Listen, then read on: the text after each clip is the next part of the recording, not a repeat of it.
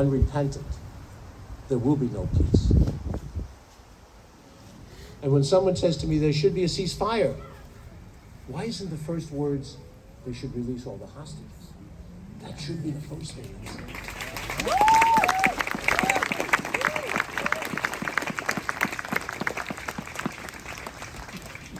The United States of America, over its many years, have had those failings of democracy as well.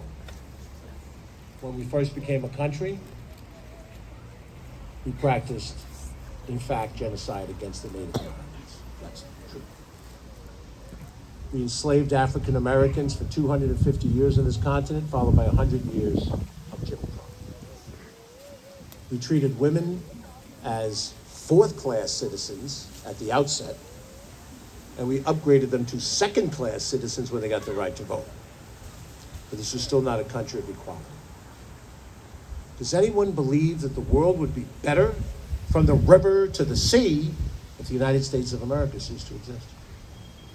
Based on legitimate sins that exist in our American history. We are trying to form a more perfect union as Americans. We are trying to find our way to a more diverse society where we respect each other regardless of the color of our skins and the faith that we have. We do not advance that by ignoring evil. We do not advance that by tolerating atrocities and explaining it away. The only way we become the country that we intend to be is if we stand by Israel in this moment.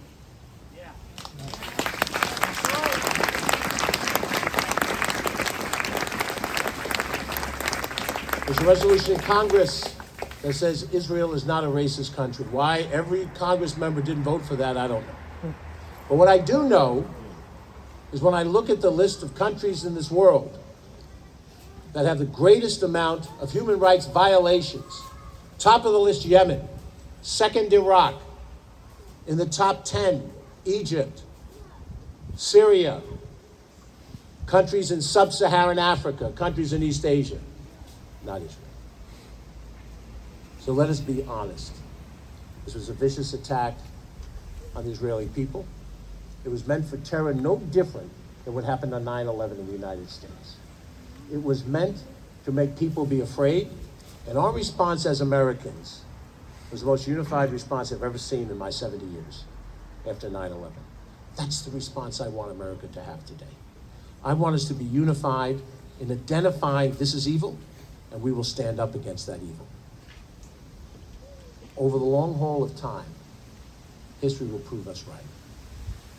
I leave you with a quote which I have used twice in the last few weeks, and my good friend David Imamura used it a couple of nights ago in Ardsley. It's so apt, it deserves to be repeated.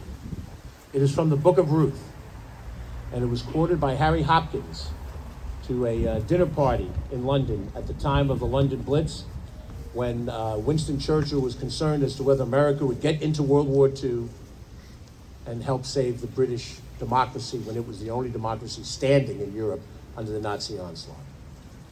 And Churchill said to Hopkins, "Mr. Hopkins, what will you tell President Roosevelt when you return to Washington?"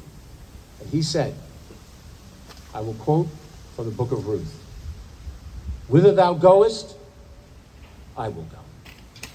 Where thou lodgest, I will lodge. And thy people shall be as my people, and thy God as my God, even unto the end."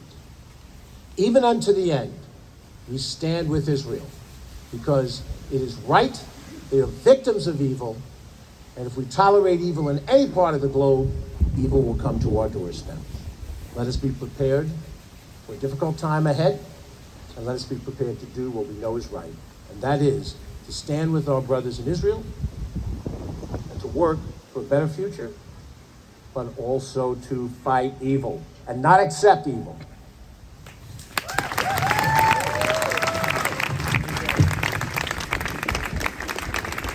Thank you, County Executive.